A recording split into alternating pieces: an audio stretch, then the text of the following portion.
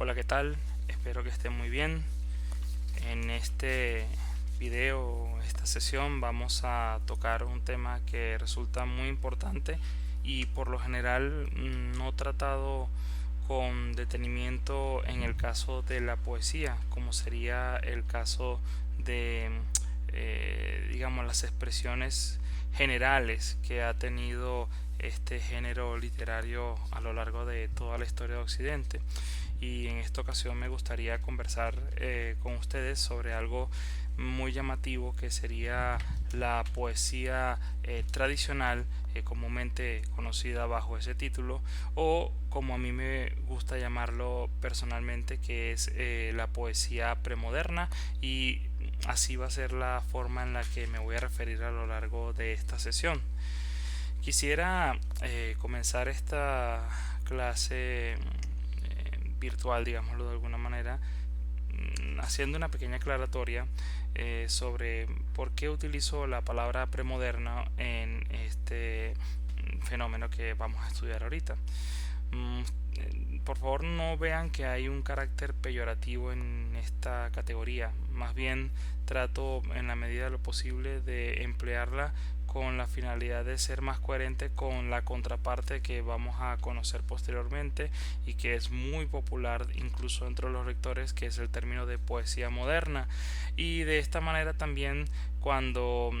excluyo el término tradicional, lo que busco es eliminar un poco la ambigüedad que se nos presenta en el plano de la literatura, y podríamos decir que dentro de la cultura en general, pero eso es otro tema, cuando hablamos de tradición. Entonces, el punto básico por el cual no utilizo el término poesía tradicional es que las tradiciones dentro de la literatura cambian también por vía de incorporación de nuevos elementos que ya de alguna manera se naturalizan dentro de nuestra dinámica cultural. ¿Y qué quiero decir con esto? Básicamente que si bien es cierto que en algún momento de la historia hablar de poesía tradicional implicaba, por ejemplo, mencionar a los clásicos como podrían ser Homero, Virgilio, Catulo, François Villon, el arcipreste de Ita, etcétera, etcétera, en contraposición con lo que podrían estar haciendo, digamos, en el siglo XIX, finales del siglo XIX, Charles Baudelaire o Arthur Rimbaud, etcétera, etcétera. Realmente esto deja de ser tan tajante, y esta tradición que estos autores modernos empiezan a formar parte también de una tradición, de manera que existe también, y de hecho se habla en algunos espacios del conocimiento de la literatura, de las tradiciones modernas. Entonces, utilizar el término de poesía tradicional para solamente querer referirnos a una serie de obras que llegan hasta cierto periodo y excluir de ellas a otros autores que hoy en día forman parte de nuestra tradición y que son más específicamente tradición moderna, me parece un poco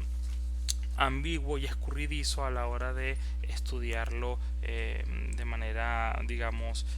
más crítica. Y esta es la razón por la que en mi caso personal considero que es mejor hablar de una poesía premoderna, ya que nadie va a dudar hoy en día que autores como Stefan Mallarmé, como Walt Whitman, como José Antonio Ramos Sucre, como César Vallejo,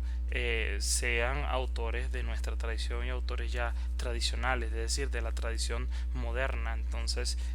para evitar este tipo de confusiones terminológicas, voy a utilizar lo premoderno y voy a explicar eventualmente a qué me refiero con eso, pero bajo ninguna circunstancia estoy utilizando esta palabra en carácter peyorativo ni denigratorio. La poesía como fenómeno histórico también va a tener ciertos rasgos que, dependiendo del momento en el que se expresen o pervivan, van a ser leídos de determinadas maneras, y su aceptación o rechazo no debe ser en cualquier caso motivo de infravaloración desde el punto de vista crítico. Así pues, cuando yo hablo de premoderno y de moderno, básicamente estoy hablándolo desde un punto de vista de paradigmas artísticos. Lo en términos un poco más sencillos, estoy refiriéndome a una serie de ideas, valores y prácticas en el ámbito del arte y la poesía en específico, que se caracterizan por tener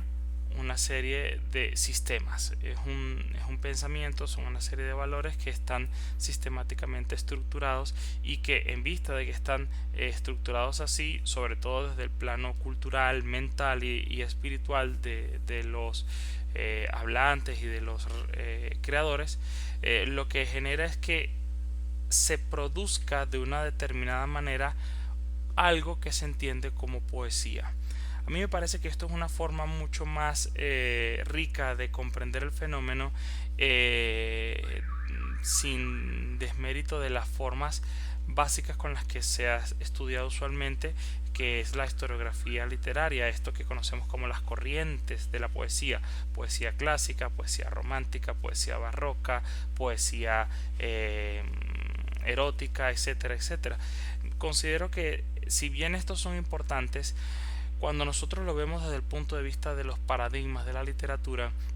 comprendemos que muchas de estas manifestaciones, aunque puedan parecer desde el punto de vista superficial distintos y muy variados a lo largo de la historia poética de Occidente, la verdad, muchos de estos movimientos responden a un mismo patrón de composición y de aproximarse a lo que se entiende por poesía. Y como no es mi interés hacer de momento una explicación de cada uno de los rasgos de estos periodos históricos que he mencionado, lo más inteligente y lo más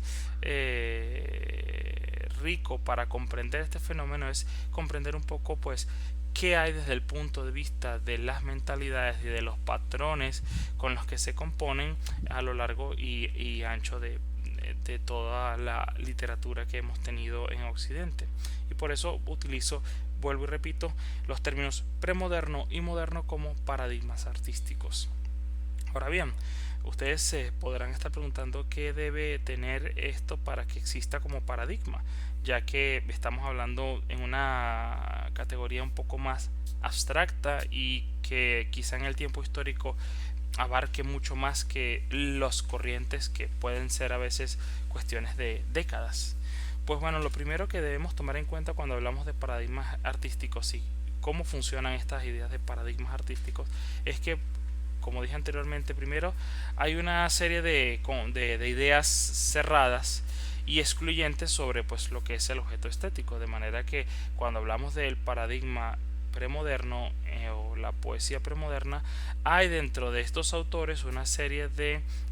conceptualizaciones, de apreciaciones graduales sobre lo que es la poesía, y todo lo que se aleje de eso de alguna manera va a ser rechazado, porque no podemos olvidar que los creadores siempre actúan bajo ciertos patrones dados de lo que es el arte, y dependiendo de la variedad en la que él pueda desenvolverse, va a apreciar unos, va a abrazar algunos credos estéticos, digámoslo así, y va a rechazar otros, de manera que el paradigma en ese sentido nunca es totalmente incluyente. Para definirse de alguna manera necesita excluir elementos que ya no forman parte de este nuevo orden de pensamiento. El segundo elemento que deberíamos tomar en cuenta es que si se tienen unas ideas cerradas y excluyentes, como dije anteriormente, pues sobre lo que es el arte y la poesía, no basta solamente con tenerlo en la cabeza. Eso debe llevar a una práctica que de alguna manera refrende eso que se considera sobre la poesía. Así que el segundo paso es que debe haber unas prácticas específicas, debe haber una materialización en el plano histórico que garanticen, pues, la producción y la reproducción de dicho objeto estético. Esto quiere decir que si yo tengo una idea A de lo que es la poesía, yo voy a llevarla a cabo, y eso va a necesitar mantenerse para generar un impacto que genere la sustentabilidad de esta idea que tenemos de poesía. Y entonces aquí viene el tercer movimiento después de la materialización, a través de autores y críticos que validen estos modos de hacer poesía, y es que cuando se empieza a difundir tiene que haber eventualmente una aceptación, digámoslo así, general o universal de esos dichos valores y las formas en que se manifiesta, porque no solamente basta con que un grupo determinado tenga una idea básica de lo que es la poesía y la ponga en práctica. Eventualmente eso tiene que ir atravesando, penetrando las capas culturales de una sociedad determinada, y dependiendo de su aceptación o rechazo, pues ese modelo de lo que es la poesía va a cambiar. Y esto es un elemento que me parece importantísimo reflexionarlo, toda vez que mucho de lo que nosotros hoy en día entendemos como poesía es el resultado de un cambio de paradigma que hablaremos en su momento al referirnos a la poesía moderna. De manera que, ¿por qué hago esta división? Porque muchas veces nos hemos encontrado, si somos asiduos lectores de poesía, si estamos un poco al tanto de lo que ocurre en el ámbito cultural de nuestro continente, nos daremos cuenta de que hay una diatriba muy, digamos,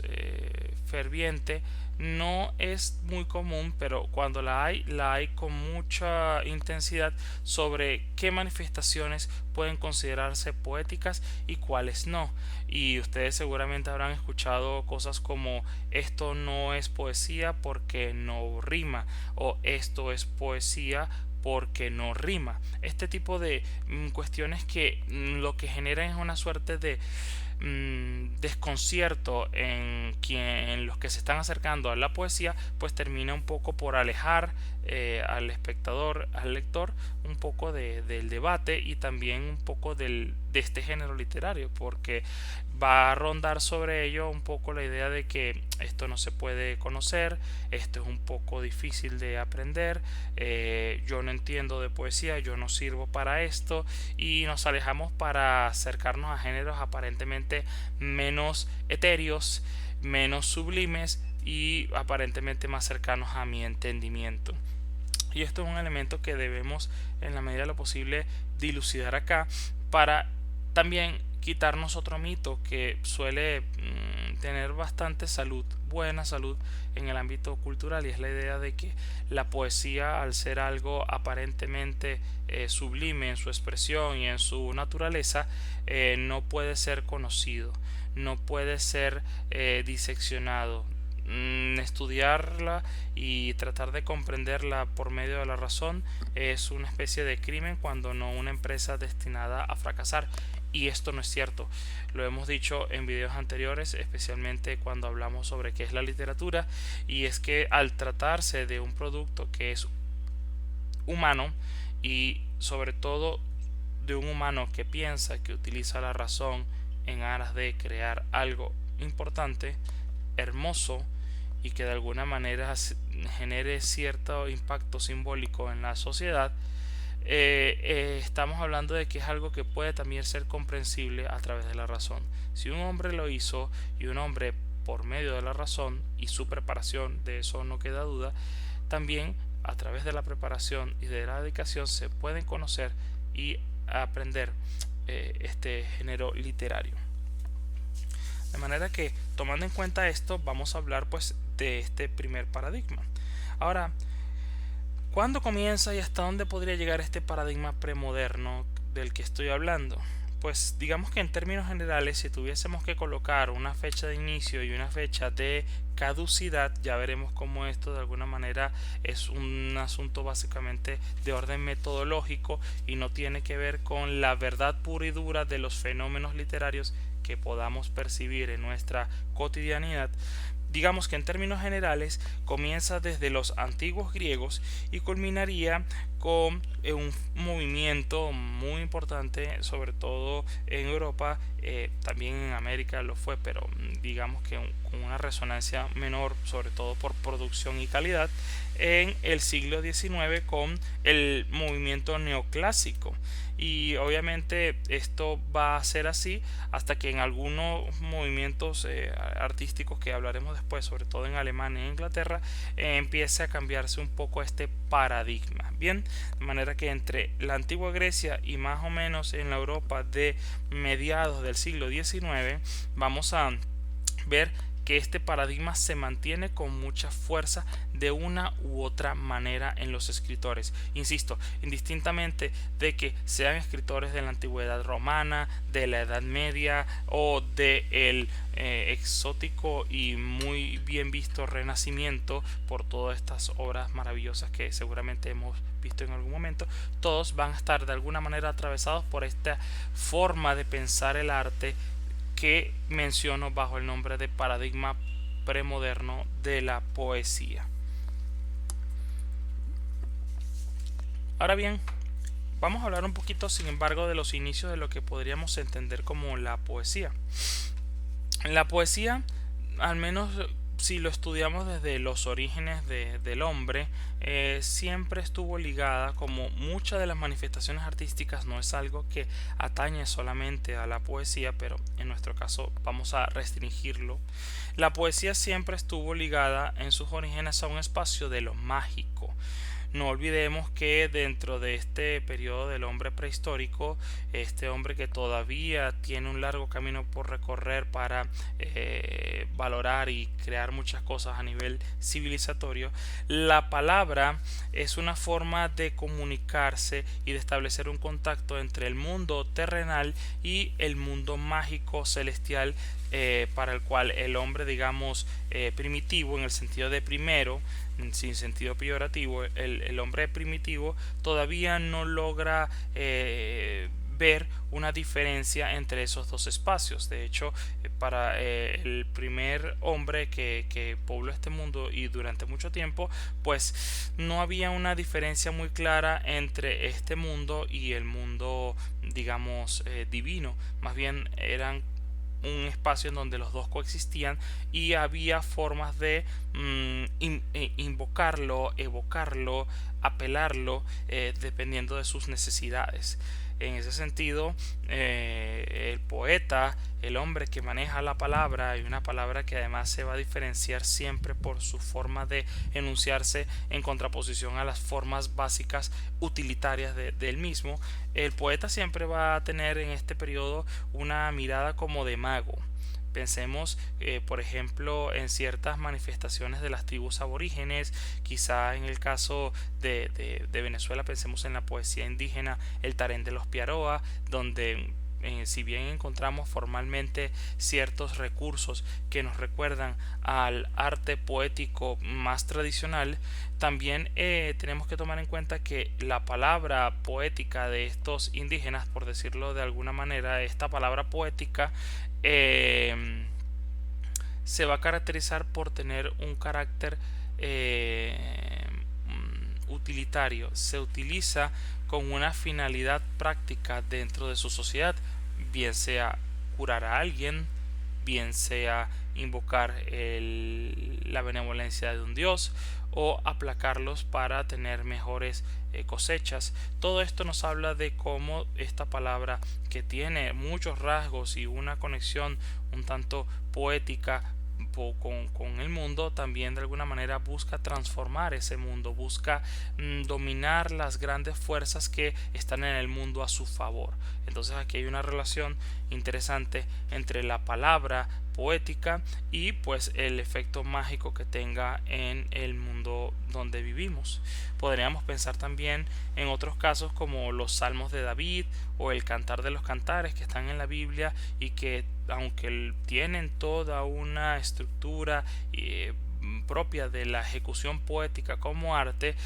hay una intencionalidad tras ella que va en función de objetivos que no son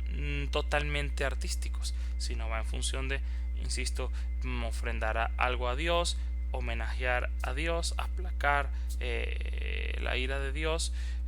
al mismo tiempo que generar un sentido del hombre en ese mundo en el que vive. O pensemos quizá en cuestiones mucho más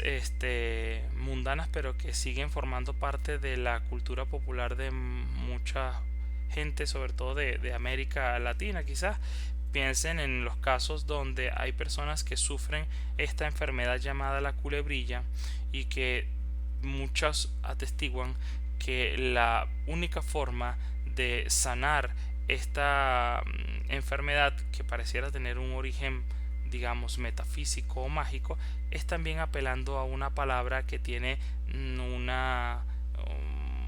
rasgo bastante poético, como podría ser rezarle a la persona que sufre la culebrilla un rosario,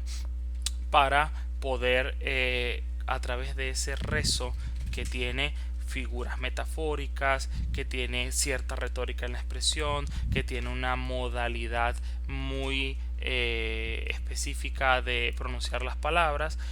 Al mismo tiempo, esas palabras están en función de sanar. Es como si hubiese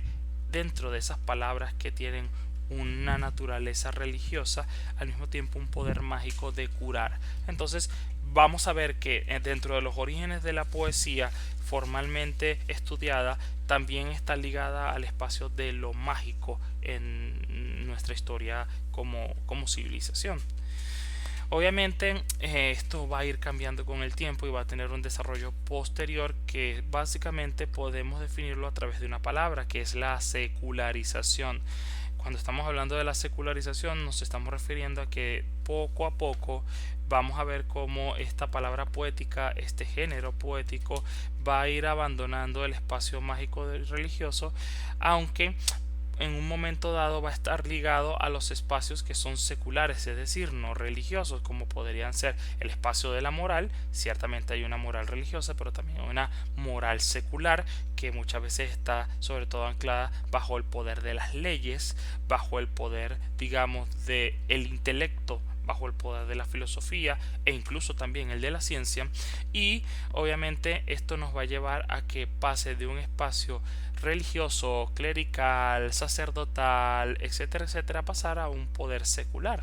Básicamente esto lo podríamos ver en toda la parafernalia que utilizó durante mucho tiempo el poder y muchas de las figuras asociadas al poder, reyes, gobernadores, condes, incluso lugares geográficos, para usar la palabra como forma de ensalzar, ¿no? El hecho de que durante mucho tiempo los poetas cantaran a los victoriosos, los poetas ensalzaran a los reyes, ensalzaran a ciertas personas que socialmente son elevadas. Aquí estamos hablando de un arte que ya no tiene ese poder, o al menos no se asume así un poder mágico de transformación del mundo, pero sí tiene todavía un poder de ensalzar el estatus de la persona que es objeto de ese poema. Entonces aquí es todavía un arte que tiene una función decorativa y sobre todo de gran poder simbólico en el plano secular. Pero esto también va a ir cambiando conforme pase los siglos, y vamos a llegar a un espacio que de alguna manera es en el que nos encontramos, que es el espacio moderno, y del cual solamente voy a mencionar unos pocos rasgos porque en un siguiente video hablaré sobre ellos, y tiene que ver con que hay un momento en el que esta poesía va a adquirir eventualmente su independencia, va a tener su propia esfera de acción, su propio rango de acción, que en muchos casos se va a conocer como el esteticismo o el arte por el arte. Y aquí pues básicamente vamos a encontrar a muchos autores donde que van a defender por vía de la creación artística la poesía como un espacio que en sí mismo es importante y en sí mismo tiene su legitimidad, y no bajo la esfera de la moral o la esfera de la religión. Básicamente ese es el desarrollo que tiene la poesía como expresión artística, y en general el arte que nos ha tocado vivir como civilización occidental. Tomando en cuenta esto, vamos a ir un poco a los orígenes y ver algunos ejemplos paradigmáticos que nos permitan ver ese cambio a nivel panorámico de lo que nosotros hemos entendido por poesía, porque este es el punto clave. El punto clave es que muchas personas entran en diatriba sobre lo que es la poesía mirando los elementos que podríamos entender como superficiales: si utilizan verso o no, si utilizan una determinada temática o no, si utilizan un determinado lenguaje o vocabulario o no. Y realmente aquí el punto es tratar de comprender que ha habido cambios en la mentalidad de crear poesía dependiendo del texto que estemos observando. Así que si vemos los orígenes que hemos dicho en la antigua poesía, estamos hablando entonces de los antiguos griegos. Y de hecho la palabra poesía, desde el punto de vista de la etimología, también delata un origen griego que posteriormente fue reactualizado por el alfabeto romano, y por la influencia de la civilización romana nos influye a nosotros también. Y básicamente en la antigüedad la poesía venía del griego poiesis, es decir, poiesis. Fíjense que se parece muchísimo. Y el significado era básicamente creación. Hablar de poiesis era hablar de algo creativo. Pero hay que diferenciar este acto creativo con otras palabras que bien tienen un alto porcentaje de creación, pero no es de esa naturaleza o ese grado. Y es por ejemplo lo que ocurría también con la palabra tecné. Esta palabra tecné también nos recuerda un poco a la palabra técnica que hoy en día utilizamos también, de manera que uno podría preguntarse qué diferencia existía entre la poiesis y la técnica. Si bien de alguna manera la creación poética de alguna manera, insisto, va a necesitar cierta técnica, hay que saber manejar ciertos recursos y cómo emplearlos. Entonces, ¿qué nos va a diferenciar una cosa de la otra? Pues bien, básicamente yo me atrevería a decir que la diferencia fundamental entre la poiesis que existía en la antigüedad y esta tecné, y esto de alguna manera puede mantenerse hasta nuestro tiempo, es que la creación poética a través de la poiesis, el arte, es un conocimiento que se tiene pero que es intransferible, es de carácter, sobre todo en la antigüedad, espiritual,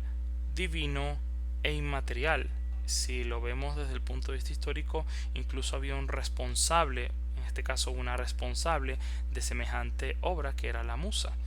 Mientras que, en contraparte, la técnica, la tecné, es un conocimiento, pero ese conocimiento es transferible, se puede pasar de una persona a otra, y en la mayoría de los casos se reduce pues a lo que podríamos decir una técnica material. De manera que permítame hacer dos ejemplos para comprender el caso de la tecné y el caso del arte. Si estamos hablando del caso de la tecné, imaginémonos a un carpintero. Ese carpintero tiene un conocimiento, y ese conocimiento también está atravesado sobre todo por la técnica. Él ya conoce qué tipo de materiales se tienen que utilizar para hacer una buena mesa, y sabe cómo debe cortarlo, en qué momento hay que cortar la madera, y qué medidas debe tener para tener eso. De manera que, conociendo la técnica, es capaz de reproducir con una calidad relativamente similar cuantas mesas o sillas este carpintero desee. Pero no solamente eso, sino que esta persona, si le transmite este conocimiento a otra persona, y la persona tiene la aptitud y el deseo pues de aprender y de practicarlo, va a realizar una labor igual de buena, o quizá tan buena, que esta persona que le ha enseñado. Es así como tenemos en la antigüedad y hoy en día también familias enteras que se caracterizan por una actividad específica: familias de carpinteros, familias de familias de ingenieros, familias de muchas cosas que conocen una técnica que se puede aplicar. ¿Qué ocurre en el caso del arte? Cuando hay un escritor, ciertamente este escritor, este artista, va a tener cierto conocimiento, pero aquí juega un factor independiente. Aquí hay una variable independiente que nadie puede dominar, que es que un buen escritor puede manejar buenas técnicas, pero las buenas técnicas no son la garantía de su talento como escritor necesariamente. Y esto se demuestra por el simple hecho de que un buen escritor, un escritor famoso, piensen en el que ustedes deseen, no va a garantizarle a otra persona que vaya a ser tan bueno como él o mejor que él. y de hecho podemos ver en la historia de muchos escritores cómo ellos a veces son los únicos buenos escritores y los demás, aunque quieran seguir los pasos de su padre, no logran hacer algo de igual calibre o sencillamente no lo logran hacer y no logran ser escritores. ¿Por qué pasa esto? Porque hay un conocimiento que tiene este escritor, pero que de alguna u otra manera no puede transferir. Y esto es algo que es muy llamativo porque en el mundo contemporáneo se vende mucho esta idea de las academias de escritura, y de alguna manera las personas que tienen este deseo artístico, esta pulsación creativa a flor de piel, quieren ver en estas ofertas como el secreto del éxito para poder ser un escritor importante, un premio Nobel. Y resulta que en la mayoría de los casos lo que aprenden en estos espacios es la técnica literaria, la parte material, pero crear una historia, desarrollarla con una temática y con una atmósfera que además genere un impacto dentro de una comunidad específica, eso nada ni nadie se lo puede enseñar. Entonces aquí encontramos una de las grandes diferencias cuando hablamos de la poiesis, y mucho más en la poiesis griega. Es un acto creativo que sobre todo tiene un carácter, vuelvo y repito, espiritual, divino, inmaterial, hasta el punto de que los creadores se consideran más bien una suerte de vector de una fuerza superior que los posee para realizar ese prodigio artístico y verbal. En el caso de la musa lo notamos viendo casos paradigmáticos como la Ilíada de Homero. Cuando ustedes leen el primer canto de esa Ilíada,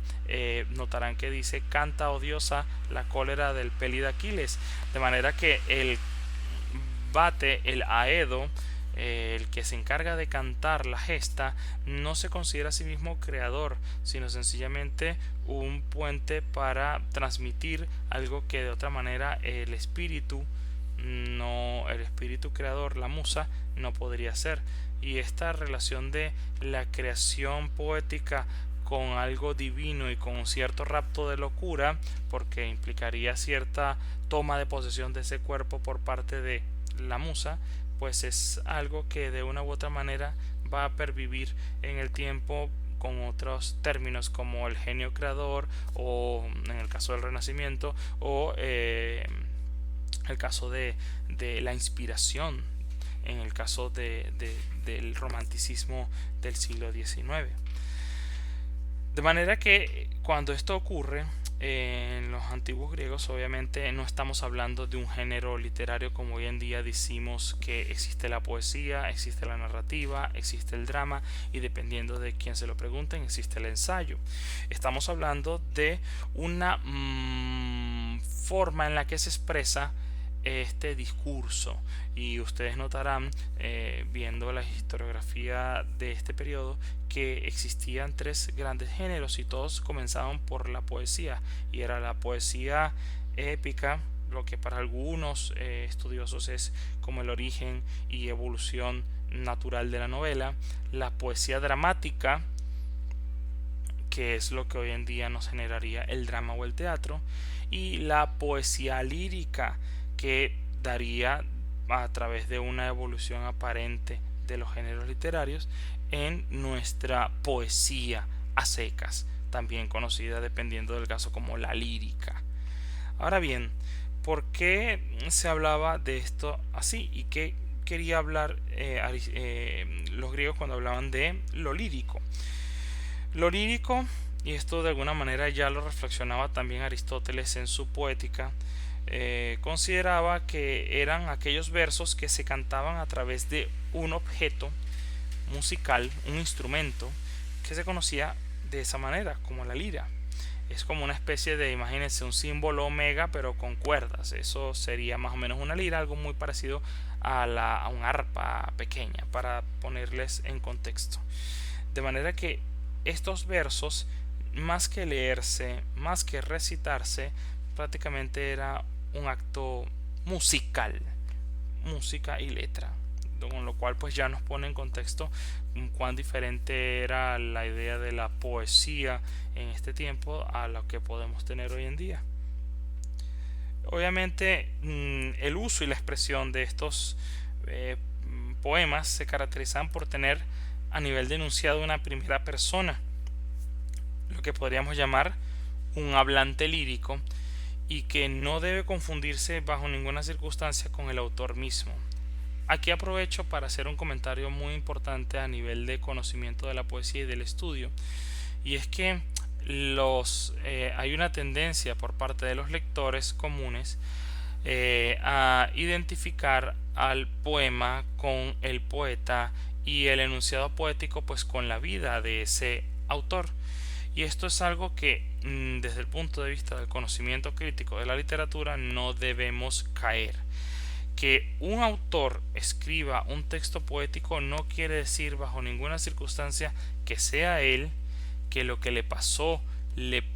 a él, y si tiene alguna conexión confesa por el mismo autor, no hay evidencia de que sea fiel y textualmente lo que ocurrió, porque estamos hablando de una creación artística y como tal requiere una alta dosis de imaginación y de creatividad que por fuerza va a chocar con la naturaleza fidedigna que se pide de los discursos de la verdad, bien sea la autobiografía, bien sea la historiografía, bien sea cualquier otro que les ocurra a ustedes mencionar. De manera que cuando veamos un poema desde el punto de vista crítico, literario o desde el punto de vista científico, no podemos caer en la confusión de decir que es el autor. Ninguno de esos textos puede leerse bajo ninguna circunstancia como una autobiografía poetizada o cualquier otro neologismo que se nos ocurra mencionar. Dicho esto, tomemos entonces que suele expresarse y ocurría con mucha frecuencia en la antigüedad griega que estos textos se expresaban en primera persona, con lo cual había una suerte de expresión del sentimientos o estados interiores de ese discurso, a diferencia de lo que ocurre cuando vemos la poesía épica, donde ustedes notarán que priva la tercera persona. Esa tercera persona pues nos habla de eventos que alguien percibe como espectador, mientras que en los de la poesía lírica uno siente que si no es esa persona, por lo menos está muy cerca temporal y psicológicamente de lo que quiere decir ese poema. De manera que esto lo que hizo fue generar una sensación que se mantiene hasta nuestros días, que es básicamente que la poesía es el espacio por antonomasia de sentimientos, y esto llegó al punto en que la preceptiva, es decir, las reflexiones que se hacen sobre la poesía, sobre lo que se debe hacer para que el poema sea poema, esto es un poco preceptiva, ¿no? Lo que se tiene que hacer es estos pasos, son estos rasgos. De eso nos habla la perspectiva. Pues bueno, en el siglo XIX tenemos a un gran preceptista llamado Charles Bateau, que escribió un texto llamado Principios de la Literatura. Es decir, ya había una forma de señalar qué era y qué no era literatura, sin ningún tipo de duda o cambio. Y él decía básicamente pues que las poesías se caracterizaban por expresar los sentimientos del poeta. Entonces fíjense cómo de alguna manera también los preceptistas, los que reflexionaban sobre la literatura, llegaron a elevar esta conexión entre arte y vida, entre poesía y vida, entre poema y poeta, una suerte de reflejo autobiográfico. Y esto es lo que nos ha llevado un poco a percibirlo así, y sobre todo una idea que es muy común en la época premoderna, pero que veremos que en la poesía moderna no lo va a ser tanto, que establece que hablar de poesía, escribir poesía, es decir sentimientos, es hablar de emociones, es decir lo que personalmente me apela frente al mundo.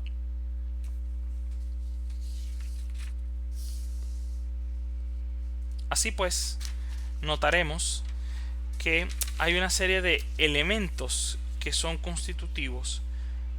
al momento de hablar de la poesía premoderna o, como le gusta decir a algunas personas, tradicional. ¿Cuáles son las características que podrían mantenerse desde los antiguos griegos hasta bien entrado el siglo XIX en Occidente? Es algo bastante grande. Estamos hablando de miles de años en los que esto se mantuvo.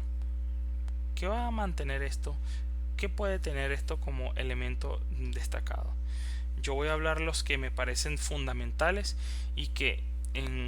dependiendo de los autores que leamos se pueden encontrar en mayor o en menor medida. El primer elemento que tenemos que ver desde el punto de vista, digamos, ideológico, mental, de valores, es que este paradigma premoderno se caracteriza por ver a la idea de tradición como algo positivo en sí mismo y que como tal vale la pena perpetuarlo. Esto es una idea completamente importante dentro de la tradición paradigmática premoderna. Recordemos un poco qué es la tradición. En palabras sencillas, la tradición es el proceso por el cual una generación humana, una generación marcada por una serie de elementos históricos, culturales, etcétera, etcétera, transmite eso que valora a la siguiente generación. Y eso se repite y se repite y se repite. Con lo cual empezamos a ver que es como una suerte de transmisión y perpetuación de valores, ideas y sentidos de un grupo a otro a lo largo del tiempo. ¿Cómo vamos a ver esto desde el punto de vista de la literatura y sobre todo de la poesía? Pues básicamente esto se percibe en el hecho de que la gran mayoría de estos autores, cuando escribían tomando por una parte la idea que otros autores habían dicho sobre lo que era la poesía, es decir, seguían unos lineamientos muy claros sobre cómo se tenía que hacer poesía, y además de eso sabían que dentro de esta tradición había grandes autores que eran los exponentes máximos de ese género o de ese discurso, y no se veía mal copiar, imitar, hacer el discurso de la manera en que lo habían hecho los anteriores. De manera que ideas como imitar a otro autor considerado grandioso, considerar a ese autor grandioso como un modelo de creación que es digno de seguirse, de reproducirse, de seguir sus pasos, son elementos que vamos a ver de una u otra manera en cada uno de estos poemas que están desde los antiguos griegos hasta el siglo XIX. Yo voy a poner un caso muy paradigmático y que permite también poner esta afirmación en contexto y con matices. Uno de los grandes modelos durante buena parte de la historia cultural de Occidente fue Homero. Todos lo conocemos por sus obras como la Ilíada y la Odisea. Pues bien, Homero fue imitado por muchos autores que iban a explorar creativamente el género de la épica, de manera que al momento de crear sus historias, en muchos sentidos, las historias, las formas de comenzar o en algún momento de la trama, había situaciones que recordaban la forma en que había hecho Homero su Ilíada y su Odisea, y uno de los que de alguna manera va a pagar ese tributo y va a tener creces por otras cosas que vamos a mencionar ahorita es Virgilio. Ustedes verán que dentro de la literatura romana Virgilio es uno de los grandes exponentes de la épica, en este caso ya no de carácter popular como era el caso de Homero, sino ya con un carácter culto. Pues bien, cuando ustedes leen la Ilíada y la Odisea y pasan a leer la Eneida, van a notar, y a veces de manera burda se ha dicho esto, que la Eneida es como leer primero la Odisea, la primera parte, es como un plagio de la Odisea, y el final es como un plagio de la Ilíada, es como una sumatoria a la inversa de la Ilíada y la Odisea. Realmente es cierto que cuando uno lee esto es inevitable sentir que hay algo que está imitando de Homero, y es algo que desde el punto de vista histórico se ve con buenos ojos porque está haciendo gala de buen gusto y sobre todo los pasos de grandes exponentes dentro de ese género. Pero hay una cosa que hay que decir, y es que para estos autores tampoco la copia estéril del modelo era algo bien visto, de manera que si bien era importante seguir los lineamientos que daban los grandes, lo que hoy en día conocemos como los clásicos, algo que en los términos del tiempo implicaba pues ser lo mejor de lo mejor, ¿no? Clásicos era como el superlativo de lo más alto de una clase social determinada, entonces es lo mejor de lo mejor al hablar de un clásico. Pues estos modelos no solamente tenían que imitarse, sino que había la intención y se tenía que aportar algo diferente, hacer algo que permitiera que dentro de esa tradición hubiese un aporte que enriqueciera también esa tradición. Entonces el punto que ustedes van a notar si en algún momento perciben este texto de la Eneida es que no solamente se imita, sino que también hay componentes de la trama, hay elementos y alusiones de carácter filosófico, simbólico, que no tiene en ningún momento Homero y que de alguna manera hace que la trama del personaje Eneas sea mucho más rica gracias a esa tradición que de alguna manera también se enriquece con él. Esto lo vamos a ver también en poemas que de alguna manera escriben sus versos de una forma determinada como lo había hecho la tradición, como lo habría hecho eventualmente digamos un Píndaro, como lo podría haber hecho un Anacreonte, de manera que cuando estos autores escriben no le están dando la espalda a la tradición, más bien se montan sobre los hombros de esa tradición y gracias a su estatura logran pues elevar un poco más esa tradición. Eso es un poco lo que vamos a ver en estos textos en donde cuando leemos prácticamente de manera cronológica sentimos que hay mucha inercia, que hay una forma de escribir que está como pautada y que muchos de esos patrones no se violentan, porque violentarlos es un poco no hacer lo que se tiene que hacer, y esto es parte de la idea de la tradición como un valor positivo. Les pongo otro ejemplo que a veces se pasa desapercibido. Habrán notado, sobre todo si conocen un poco de la historia de Egipto o han leído trabajos de egiptólogos, que muchas veces este arte egipcio se parece muchísimo. Las figuras siguen siendo rígidas, muchas veces de perfil, pero cuando hacen el estudio de dónde proceden, muchas veces la diferencia entre una pieza y otra es de miles de años, y uno se pregunta cómo es posible que algo que haya tenido tantos años de diferencia no haya tenido ningún tipo de cambio. Pues una de las tantas razones es que la tradición se considera como algo válido y no genera ningún tipo de problemas. Claro, encontraremos después otros factores como el hecho de que mucho de este arte estaba patrocinado y dirigido desde el poder, y lo que decida el poder en función de sus objetivos políticos va a marcar la estética que nosotros veamos dentro de esas producciones. Entonces veamos que no solamente es un asunto de lucha entre innovar y no innovar, sino que también otros elementos de carácter histórico y contextual pues modifican ese devenir histórico artístico. Otro elemento que nosotros vamos a encontrar y que forma parte de un principio que tácita o no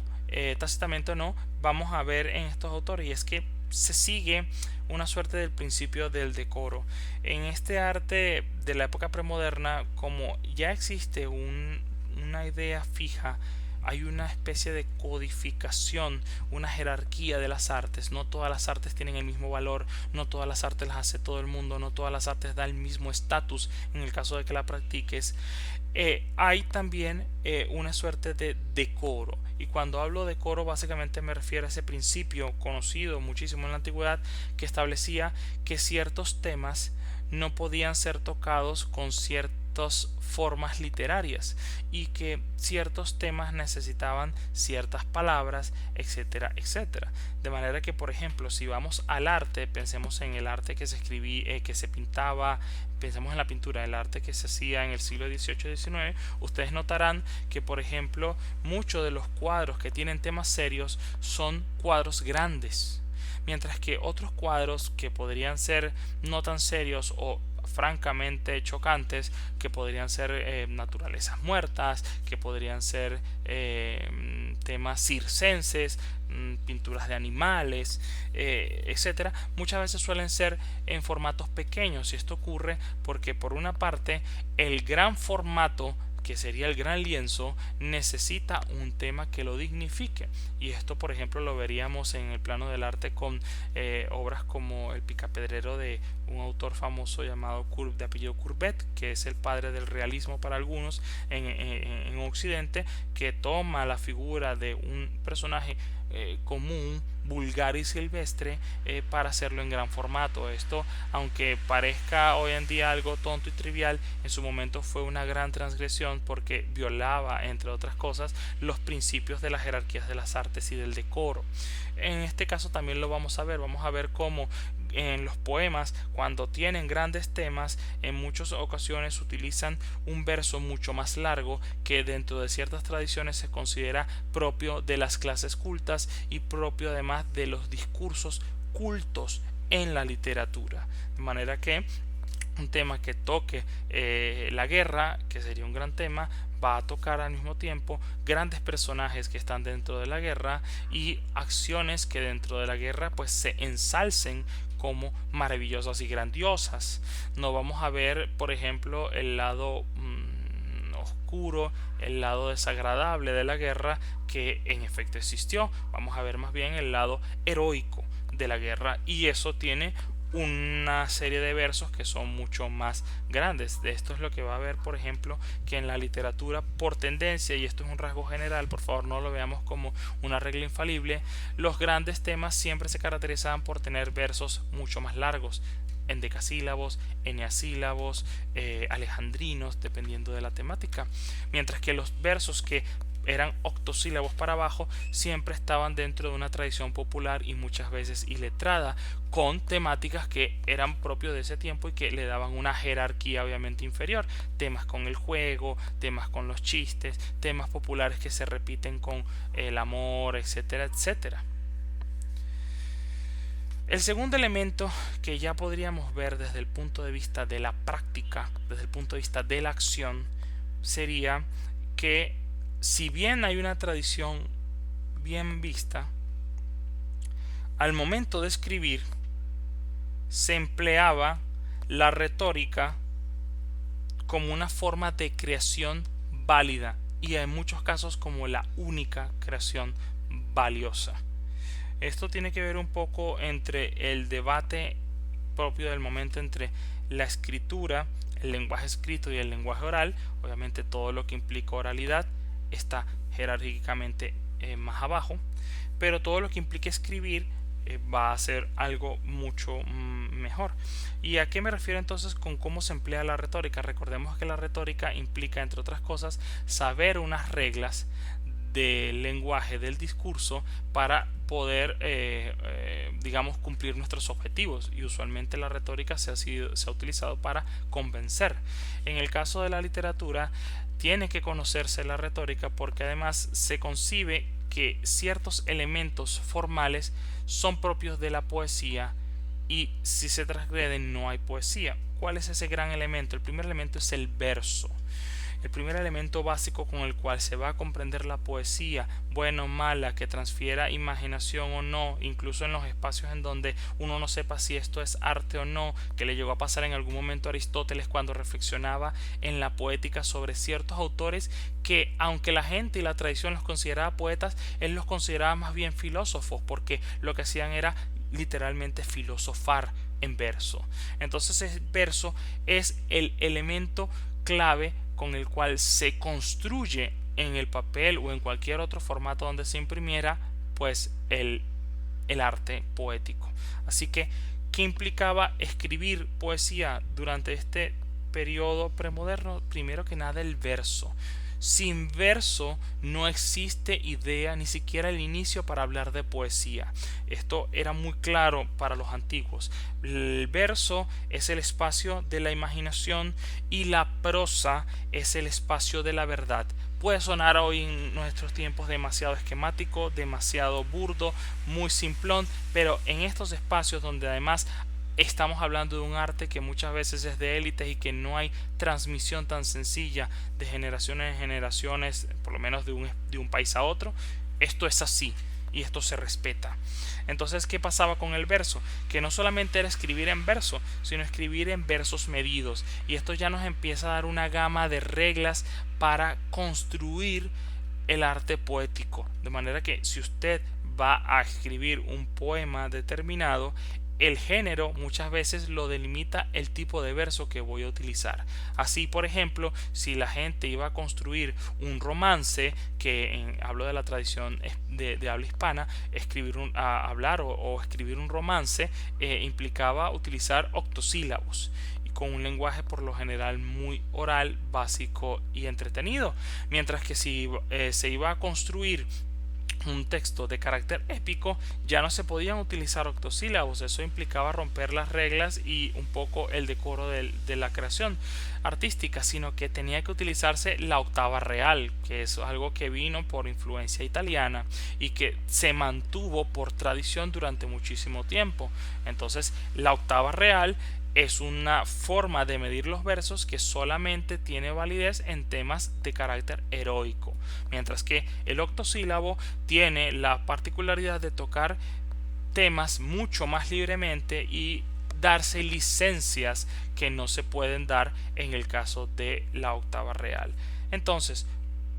versos medidos es algo fundamental dentro de esta tradición. Poco importa si estos versos medidos riman o no. De hecho, en la tradición griego-latina no era común la rima. La rima es algo que vamos a ir viendo sobre todo a medida que transcurre la Edad Media, y dependiendo de quienes lo estudien, algunos han dicho que viene de tradición árabe, otros dicen que no, pero el punto es que no es lo relevante para considerarlo poético incluso dentro de este momento. Lo importante es que debe haber unos versos medidos y dentro de ciertas fórmulas que están socialmente consagradas o establecidas. Y cuando existe un verso que debe respetarse, que por ejemplo haya dos cuartetos, dos tercetos, que haya versos pareados, que haya tercetos, eso lo que nos quiere decir es que hay unas reglas y que dentro de esas reglas el autor tiene que saber moverse para crear el efecto que quiere crear. Y aquí es cuando entra lo que mencioné anteriormente del uso retórico del lenguaje. Es un juego de expresión y cómo el autor creativamente dentro de ese corset de fórmulas, de textos, de estrofas que puede explorar, dice lo que quiere decir de manera exitosa. Es por eso que dentro de este lenguaje medido por medio de versos vamos a encontrar las famosas figuras retóricas, vamos a encontrar los tropos, vamos a encontrar todos los recursos propios de un lenguaje que necesita potenciar su expresión. Y este es otro elemento que vale la pena destacar. En el paradigma premoderno, como se trata de un elemento retórico, lo que va a tener como énfasis a la hora de escribir poesía es la expresión por encima del sentido poético. Con esto quiero decir que básicamente la sensación de estar leyendo poemas, de estar leyendo poesía, se debe a la manera en que yo coloco las palabras para generar un efecto artificioso con ellas, y no que el sentido de ese poema sea como vago, sea como poético, sea como sugerente. Esto es algo que va a ocurrir cuando el paradigma cambia. De manera que cuando leemos poemas como los de Góngora, Las Soledades de Góngora, y estamos hablando de un autor del siglo de oro español que se caracteriza además por tener ciertos usos poéticos un poco oscuros, muchas veces esta oscuridad se debe no a que lo que esté diciendo sea ambiguo, sino que la manera en que los pone, el orden de las palabras, la asociación con otras figuras retóricas, lo hace oscuro.